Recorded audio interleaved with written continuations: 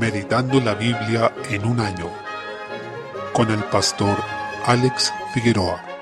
Día 14, mes 11, libro de Ezequiel. En los capítulos 29 y 30 encontramos una serie de profecías dirigidas a Egipto y algunas otras naciones, como lo vemos más específicamente en el capítulo 30. El común denominador de estas profecías es la causa del juicio, ya que fueron juzgadas a causa de la soberbia, la autoexaltación y el orgullo. Resulta imposible considerar que podemos levantarnos delante de Dios con soberbia sin ser derribados hasta el polvo por su ira derramada con justa razón, ya que ese fue precisamente el pecado de Satanás, de Adán y Eva, y constituye la raíz de todo otro pecado. Capítulo 29, desde el versículo 1, se decreta profecía en contra de Egipto. La reprensión que hace el profeta se dirige en primer lugar al faraón, quien había pecado de orgullo y soberbia, llegando a declarar que el Nilo era obra suya, versículo 3, cosa que por supuesto no era cierta, ya que el faraón era un simple hombre hecho de polvo, al igual que todos los demás. Esta soberbia blasfema de faraón sería abatida por medio de la derrota en batalla. Cabe señalar aquí que se menciona una frase que es muy propia de este libro: y sabrán todos los moradores de Egipto que yo soy Jehová, versículo 6. Podemos apreciar que se repite una y otra vez y que dice relación con el poder absoluto y la soberanía de Dios. Lo llamativo es que este también fue un propósito con el que el Señor derramó su ira contra Egipto en el Éxodo, pues dice: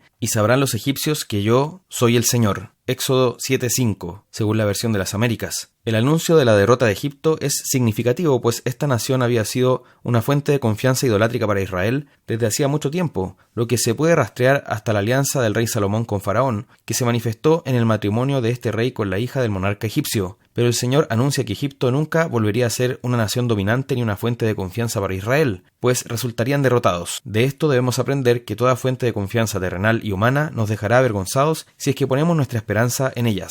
Solo el Señor es digno de nuestra confianza y esperanza. Desde el versículo 17 se expone la soberanía del Señor sobre las naciones, pues sería Él quien enviaría a Nabucodonosor contra Egipto, como un instrumento que trabaja para el cumplimiento de sus propósitos con su pueblo Israel y con las demás naciones del mundo. De esta forma, incluso el emperador más poderoso del mundo en su tiempo era un simple instrumento en las manos del Señor. Capítulo 30. Desde el versículo 1 se anuncia un día del Señor sobre Egipto y otros pueblos aledaños, quienes sufrirían la invasión de Babilonia comandada por Nabucodonosor, la que traería muerte, desolación y ruina. Aquí vale la pena considerar que cuando se habla del día del Señor, se refiere a una intervención decisiva de Dios en la historia, trayendo juicio a los impíos y obrando en favor de su pueblo. Estas operaciones de Dios en el plano temporal anticipan el día del juicio final que se derramará sobre todo el mundo. Este anticipo del juicio final es algo que también ocurrió en el Éxodo, del que encontramos un símil en esta profecía, ya que vino juicio en contra de Egipto que se relaciona con el juicio al mundo incrédulo. Otro asunto a destacar es que el Señor profetiza que Egipto ya no será más una potencia. Esto es un hecho que podemos apreciar aún en nuestros días.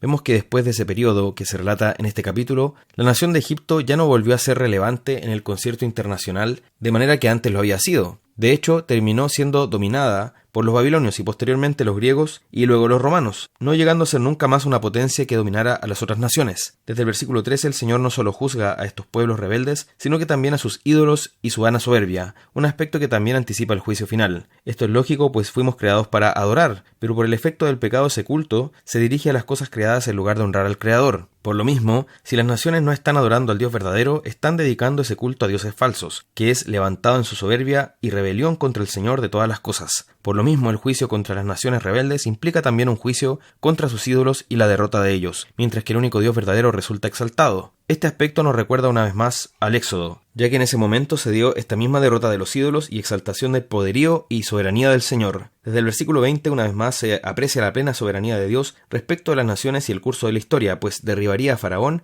y exaltaría a Nabucodonosor para cumplir sus propósitos. Esto nos debe llevar a confiar en el Señor, pues Él ha dado muestras en su palabra y en la historia de que tiene pleno dominio de los acontecimientos y es todopoderoso y fiel para cumplir sus promesas y anuncios. Salmo 112. Versículo 1. Describe la bienaventuranza del hombre que teme al Señor. La bienaventuranza consiste en la felicidad que viene de ser bendecido y favorecido por Dios. Los únicos que pueden ser llamados bienaventurados en la tierra son aquellos que temen al Señor, y esos son los que se deleitan en sus mandamientos y disponen todas sus vidas a guardarlos. Desde el versículo 2 describe las bendiciones de los que temen al Señor, las que se presentan en los términos del antiguo pacto: descendencia numerosa, prosperidad material y un corazón que anda en la justicia y la misericordia, permaneciendo incólume ante las pruebas y dificultades. Desde el versículo 7 se presenta el corazón del que teme al Señor, que es uno lleno de fe en Dios y que por ello puede estar seguro y confiado ante el futuro, siendo misericordioso y anhelando la victoria sobre aquellos que son rebeldes al Señor. El hombre que teme a Jehová Versículo 7, no tendrá temor de malas noticias. Ese contraste debe ser remarcado. Quien teme a Jehová no tendrá temor de otras cosas. Siempre vamos a temer algo. La pregunta es, ¿a qué tememos? La respuesta a esa pregunta determina y configura toda nuestra vida. En este caso, el temor de Jehová es lo único que puede configurar nuestras vidas para bien y nos va a hacer andar confiados y sin temor de otras cosas, porque el temor de Jehová nos libera. Versículo 10. En contraste, los impíos y sus deseos no permanecerán, sino que perecerán. Ninguno que levanta su puño contra el Señor puede esperar prevalecer. Así, este salmo nos da una imagen de Jesucristo, porque se describe la dicha del hombre que teme a Jehová y que se deleita en sus mandamientos en gran manera. Jesús fue el hombre perfecto, quien se deleitó en la ley de Dios y la cumplió de manera cabal. Ningún hombre común y corriente, por más piadoso que fuera, cumplió la ley de esta manera. Jesús fue el único que la cumplió de todo corazón y de manera perfecta, sin transgredir ninguno de los mandamientos. Así, el salmo describe la vida de ese hombre que anda en la ley del Señor, que es ante todo Jesucristo, y de hecho el versículo 9 se le aplica directamente en 2 Corintios 9:9. Reparte, da a los pobres, su justicia permanece para siempre, su poder será exaltado en gloria. Pero este salmo también se refiere a quienes están en Cristo por la fe. Por ello, describe aspectos que se aplican a Jesús, como consecuencia de eso, a quienes son sus discípulos y están unidos espiritualmente a Él. Por ejemplo, el aborrecimiento de los impíos a los justos del versículo 10 fue sufrido por Jesús ciertamente, pero también por los santos del Antiguo Testamento como José, David y Daniel, y por santos del Nuevo Testamento como Esteban cuando fue apedreado en Hechos 7, y por el apóstol Pablo en distintos momentos de su ministerio, siendo la constante reacción de la simiente de la serpiente, esto es, los incrédulos, contra los hijos de la mujer, que son los creyentes, terminología que tomamos de Génesis 3:15, que es la primera promesa de gracia que nos da el Señor, y que anticipa la venida del Salvador Jesucristo. Proverbios capítulo 27, versículo 17. La amistad es un medio usado por Dios para pulir nuestro carácter, ayudarnos y exhortarnos a las buenas obras. Obviamente, este proverbio se refiere a una amistad piadosa, que sirve para que cada uno de los amigos se afile como el hierro afila el hierro, es decir, que mutuamente se exhorten a las buenas obras y crezcan en la fe.